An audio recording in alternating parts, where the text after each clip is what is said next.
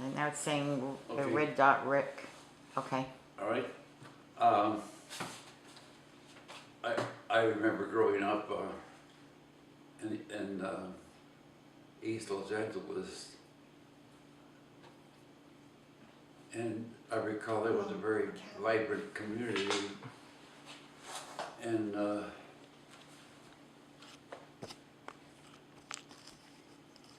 like I said before, that Brooklyn Avenue started on Atlantic Boulevard, which was just a few miles away from us, east of us, and then it became Sunset Boulevard. But the other main street was First Street, and all of these streets ran east and west. And First Street went all the way down to downtown Los Angeles. And the other major street was Whittier Boulevard, which also went into downtown Los Angeles. And somewhere it changed and became Wilshire Boulevard. And these, all of these, there was a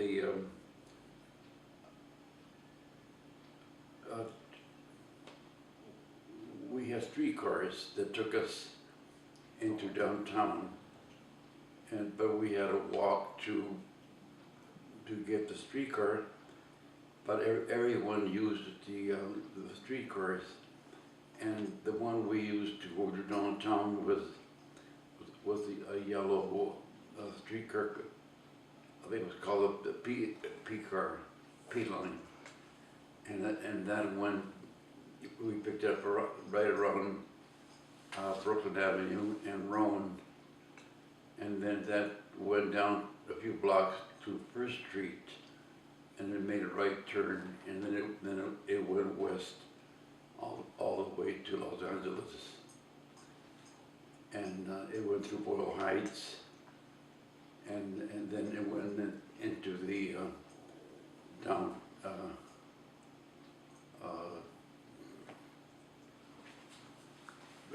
what was Little Tokyo, and then into downtown, and then Broadway in downtown Los Angeles was a very, very important street for all people, because that's where most of the good theaters were, and in the department stores, and so Saturday, especially Saturday, was a big day for to go to downtown Los Angeles, and there were there was a movie theater called the California that showed just Mexican movies, and my mother was a big fan of the movies. And every Saturday, she would go to see the movies, and she would take either Albert or myself, or sometimes both of us. Or if we were not available, she would go by herself. And there was also a bus that used to stop not far from where we had the flower shop. And that was belonged to the Pacific Electric Company. And at that time, Los Angeles had a wonderful transportation system, and it was it was called the Red Line. It was Pacific Electric was the name of the company. And from Los Angeles, you could go I think they used to say that you could go from the beach to the mountains. So from Los Angeles, you could go to San Pedro, you could go to Santa Ana, or you could go to Pasadena. You can go into the valley, to Venice, and it was a very wonderful system that later on, when they did away with the streetcars, they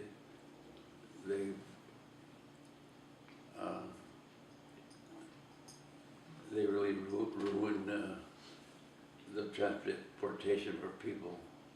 How old were you when all this was happening?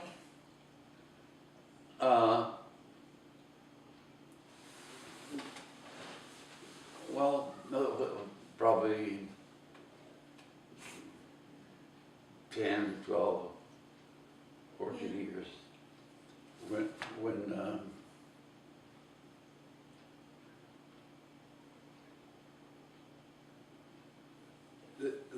at that time, of course, there were no shopping centers, so that's why everybody went downtown to do their shopping at the department stores and the theaters. And I recall it was the Orpheum Theater, where they used to have live vaudeville, and sometimes big bands would play there. There was another theater called the Paramount that also had big bands sometimes. One of the questions Jeremy really wanted to ask was, what's your earliest childhood memory? What now? He wanted to know your earliest childhood memory, as far back as you can remember.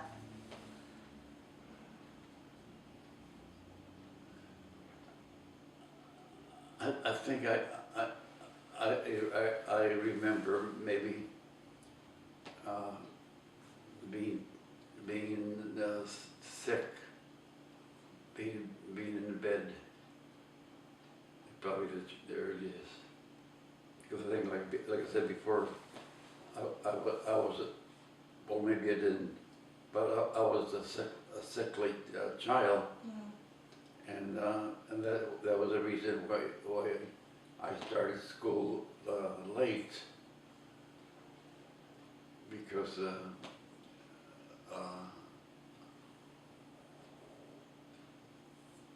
I used to be sick, and I guess as I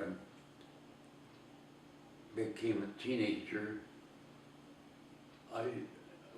my body got healthier, and so I never I overcame my problems that I had. So another question is, what was your education? When did you leave home, and what were you doing at the time? How's that? No, that again? What was your education, and when did you leave home, and what were you doing at the time? So what basically, from high school onwards, what were you doing, and when did you leave home?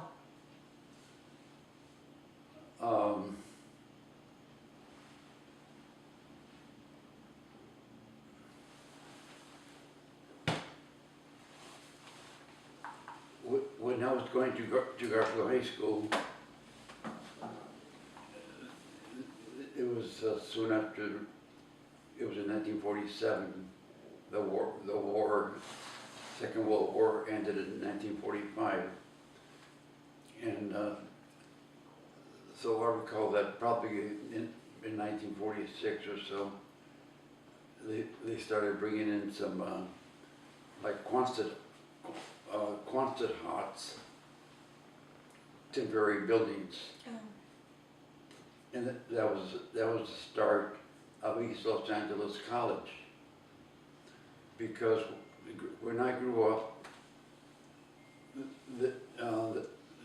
if somebody wanted to go to college from East Los Angeles, they would have to go to Los Angeles State College, which is on Vermont. There was no direct transportation to go there.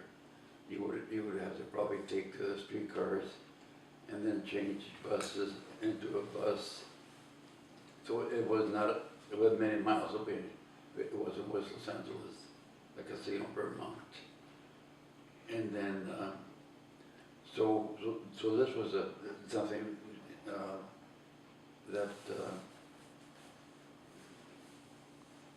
that occurred when I was going to high school, that in campus, they already had classes of the beginning of East Los Angeles College. And then they built it on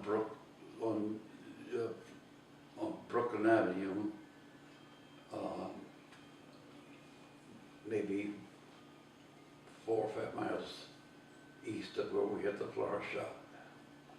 And at one time, those were all agriculture fields that were, they used to grow the Japanese families grew flowers. And it's kind of interesting because at one time when I was working at a flower shop, in conversation with one of the Japanese growers, he said that during the Depression, the Japanese people who grew flowers were somehow able to make a living, and the Japanese people who grew vegetables had a very difficult time. So I thought that was kind of interesting.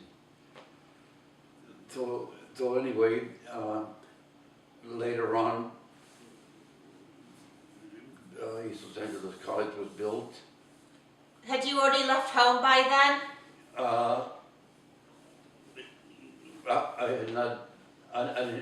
didn't leave home until I got married.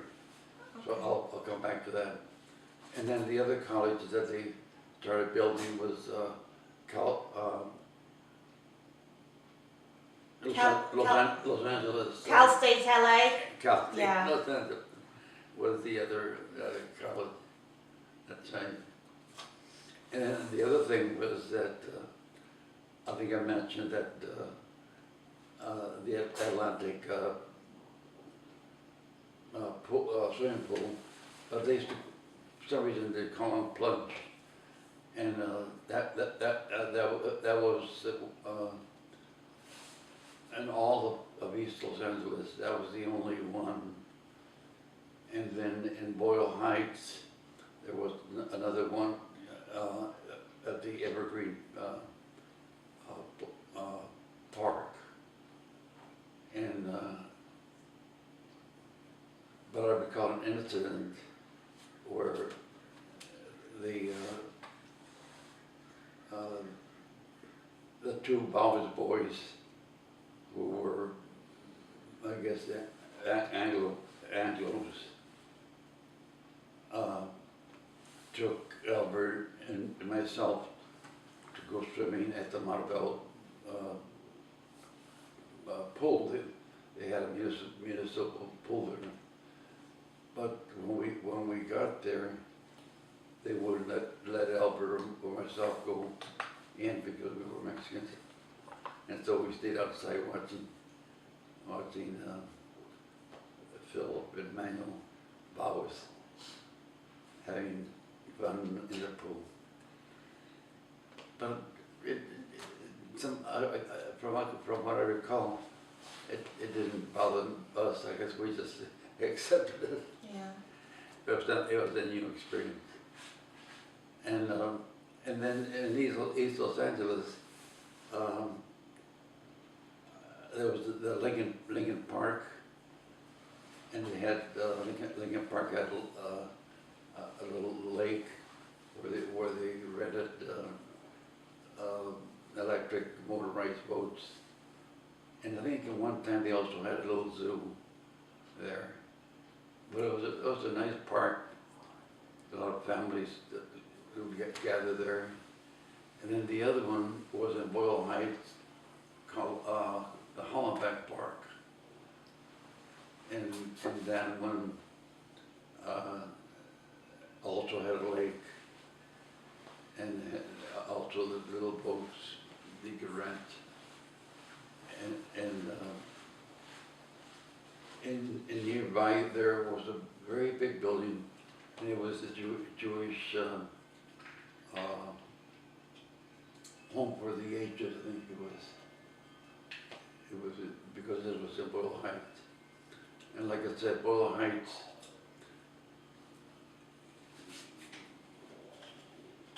was a predominantly Jewish community, although a few Mexican families lived there also.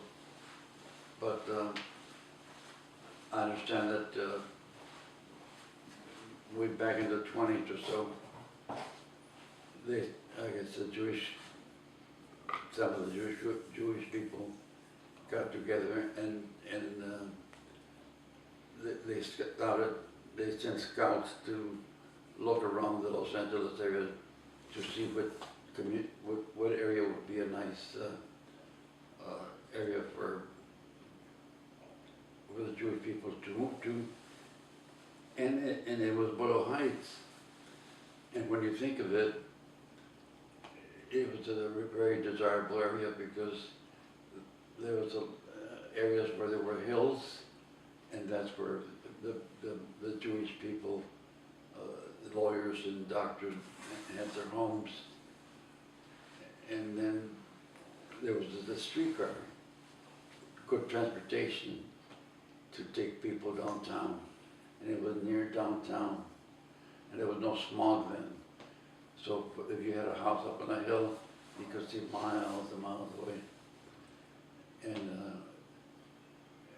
if you going down First Street from Boyle Heights into Los Angeles, there was a dip to go. There was a dip because there was the Los Angeles River in that area, and that area was referred to as the Russian Flats. Apparently at one time, Russian families lived in that area, and later on they spread around. And so when I graduated from high school,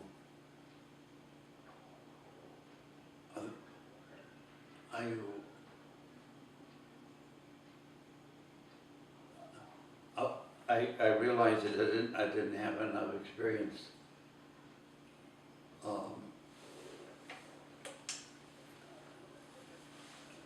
in the flower business. Let me go back a little bit. When the Second World War started, I was, I think, 14. And Whose stomach is hungry? my brother, Not me. Are you hungry, Dad? Are you hungry? no, I already ate something. Okay, do you want a cup of tea or You anything? want to have something to eat? No, do you want a cup of tea?